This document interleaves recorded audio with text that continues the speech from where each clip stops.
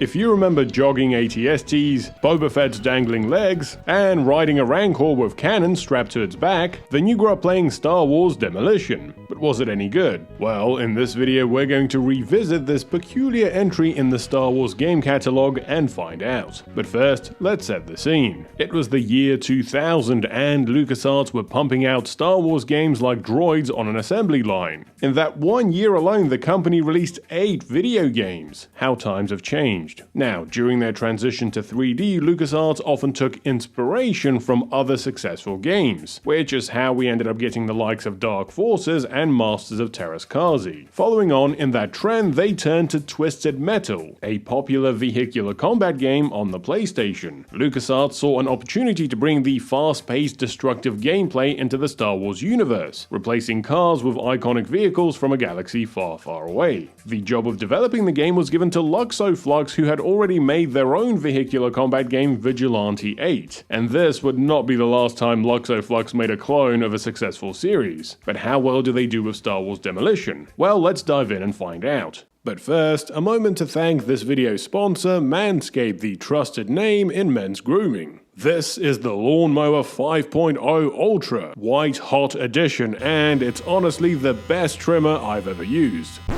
Wait, what? It's not for that kind of lawn? Oh, I see. Where it really shines is in your grooming routine. The 5.0 Ultra comes with 2 interchangeable skin-safe blades, a trimmer blade with longer, rounded teeth for thicker hair, and a foil blade for that ultra-smooth barbershop-style finish. And swapping between them is quick and easy, so you can switch up your style without the hassle. It's also got a dual temperature LED light to help you see where you're going, even in low light. Plus, it's waterproof, USB-C rechargeable, and genuinely looks great on your bathroom counter. Head over to manscaped.com and grab yours now. And when you use my promo code FLANDREW, you will get 15% off your entire order at checkout. That's 15% off with code FLANDREW. Thanks again to Manscaped for sponsoring this video. Okay, back to Star Wars Demolition. And just a quick note, I am going to be mainly focusing on the PlayStation version, seeing as that's the one most of us grew up playing with. But I will do a quick comparison between it and the Dreamcast version at the end of the video. As is the case with most Star Wars games, we start with the opening crawl, which desperately tried to explain how a vehicular combat game would fit into the established canon. Turns out the Emperor has outlawed pod racing, but Jabba has created an even more dangerous sport and brought together contestants from all around the galaxy for his entertainment.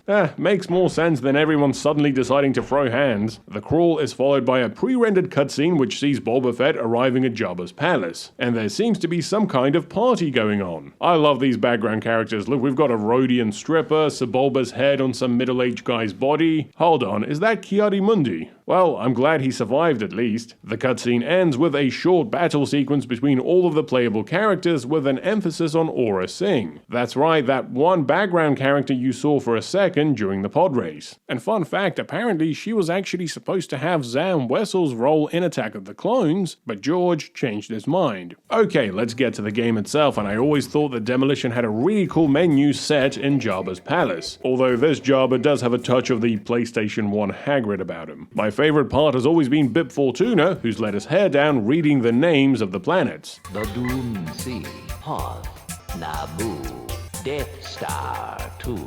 Now, just like Twisted Metal, Demolition provides a colorful cast of characters and their vehicles, many of them created specifically for this game. We've got Smuggler Wade Vox and Luke Speeder. You can get a better look at him in the cutscenes, and because this game was released in the year 2000, he looks like he should be playing bass in Creed. That's right, he's also a Jedi. As I mentioned, we've also got Aurra Sing on her speeder, Boba Fett, not in the Slave One, no, just on his own. There's General Otto, the Renegade Imperial, in the Walker, Tia and Gia in the Snowspeeder, Jwaga the Wookiee in the droid tank, Lando in his disguise flying Jabba's skiff, Sebulba's cousin in the pod racer, a Jawa who's hacked a battle droid on a stap, and a Rancor keeper riding the Rancor. Gameplay wise, it's kind of what you'd expect. You drive around maps trying to blow up the other vehicles and be the last one standing. Every vehicle will have a shield, a health bar, and some basic cannons that you can fire. There are a bunch of power-ups scattered throughout each map, like cloaking devices, devices, shield power-ups, and different weapon upgrades inside these floating tanks. And even all these years later, the vehicles themselves actually control pretty well. They're responsive and fun to pilot, plus you can adjust the difficulty and damage in the options. This being a PS1 game, the environments can be a bit basic, and it's clear some of them had more work done than the others. For example, the Dune Sea level actually looks quite good. Look, they even tried to add some lens flare from the binary sunset. Oh cool, dewbacks. Who else tried to shoot them as a kid? Come on, you know you did. And the developers knew it too because they made them run every time they got singed. You do also get the Sandcrawler, which will run you over if you get in the way. Who knew that Luke's speeder had all that firepower? Unfortunately, it doesn't do well on rough terrain. Wade should have bought a used Land Cruiser instead. Oh no, the Sarlacc pit got me, and the Rancors jumped in too. What the hell is going on? Ah, nice, it's a Tatooine car wash. No, shoo, bad snowspeeder, this is my car wash. Oh no, here comes the Rancor. Oh crap, oh crap, oh crap. Oh great, I hope you're happy, Lando, you blew up the car wash. Next is the Hoth level, which has all the bits you'd expect. The cannon, shield generators, walkers, and Echo Base itself, which has a shortcut to the other side of the map. And it's only natural to play this level in the snowspeeder. Look, you can even get R2 as a repair boost, but he's just welded onto the back of the speeder. Oh cool, a Wampa. Hello. My god, what a bastard. Look, he just throws snowballs at you and then buggers off. Ah, Naboo. It seems like after the events of the Phantom Menace, the Queen decided to build a giant chessboard in the middle of the city with droid and Gungan pieces to commemorate the Great Battle. And look, we've even got some two-dimensional people in the audience. Come on, somebody blow up already. I must say, the draw distance in this level is rough. At first, I thought I was inside some kind of a sand pit. Unfortunately, the rest of the level is not much better. The background is this single texture which repeats every couple of meters, resulting in the skyline being filled with like 9 royal palaces. And some of these NPC players aren't too bright. Look, they'll just stand there letting you shoot them. Next up is the Death Star 2. This is the story of how one ATST never gave up on his dreams. This is one of the better maps in the game due to its size and multi-level structure. But who knew that the Death Star 2 was filled with these furnaces that scared Kevin in Home Alone 1? The ATST was one of my favorite vehicles in this game, mainly because it controlled like a giant chicken. Oh look, it's also got a gong droid growing out of its back. You might want to get that checked out. Also, I love the way the teleporter just launches you out the other side. The Dagobah stage is an interesting inclusion. It's definitely faithful to the source material. It's a grey swamp with Yoda's hut in the center. Poor Yoda, he goes all the way to this planet in the middle of nowhere to get some peace, and then a bunch of these weirdos decide to have a battle royale there. My lawn, get off, you damn That was the worst Yoda ever. The inclusion of the Rancor in this game is also hilarious. You just knew the developers were like, hey, wouldn't it be cool to have a Rancor? Yeah, but this is a vehicular combat game. Now, that's fine, just shove some cannons on its back. I just wish the Keeper didn't have to keep whipping it to run. And speaking of random character inclusion, here is Boba Fett with no vehicle. He's just flying around on his jetpack. I guess the Slave One must be in the shop. And even though Boba's got a jetpack, he can't actually go up and down in this game. And I've always loved the way his legs just wobble as he flies around. The Mos Eisley stage is a bit forgettable. It's just a box in the middle of the desert filled with generic Tatooine-looking buildings. On the other hand, the Yavin 4 map is a bit more fun. It has different terrain variations and generally a more interesting atmosphere. Plus, you've got this giant ball at the top which will turn you gold. And finally, we have Bespin, which has a pretty backdrop, but it's just another box with a bunch of teleporters and bridges. You do get this one strange bit which launches your vehicle all the way up in the air and across the map.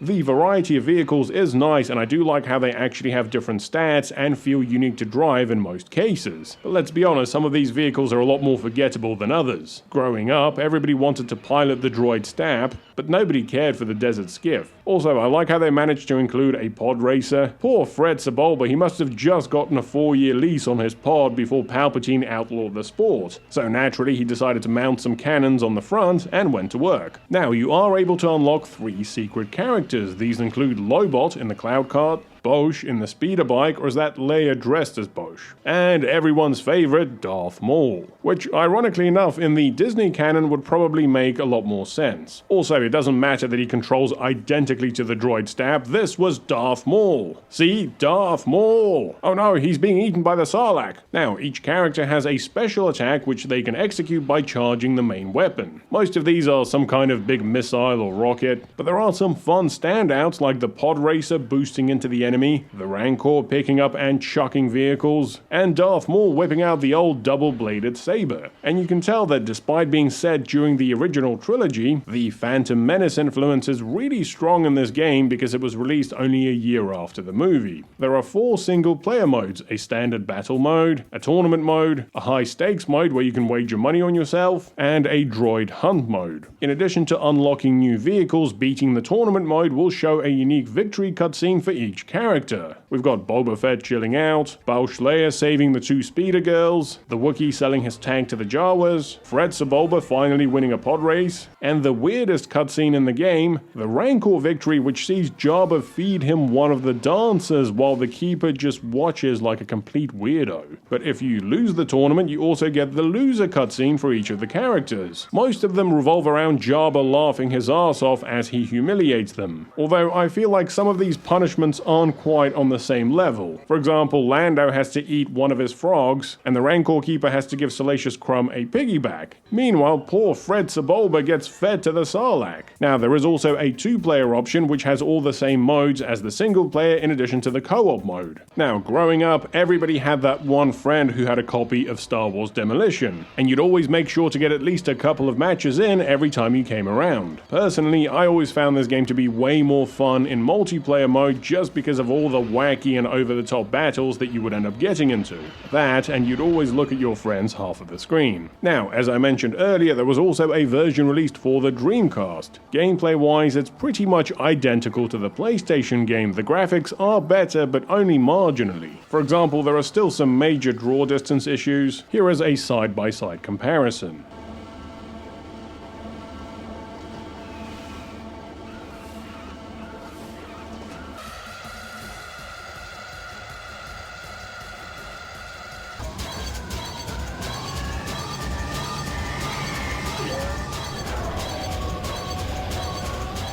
If you're interested in playing this game on modern hardware, Demolition has been made available on PlayStation 4 and 5 via the PlayStation Store. And finally, I couldn't finish this video without mentioning the brilliantly bonkers ad which they ran for the original game release. Star Wars, Star Wars, Star Wars for Sony PlayStation and Sega Dreamcast. Brace yourself for Star Wars Demolition, featuring 10 of the biggest, baddest vehicles and characters this side of the Twin Suns. Take on Rancor, Aurra Sing, Boba Fett, Landspeeder, Snowspeeder, Pod Racer, AT-ST, and Desert Skiff.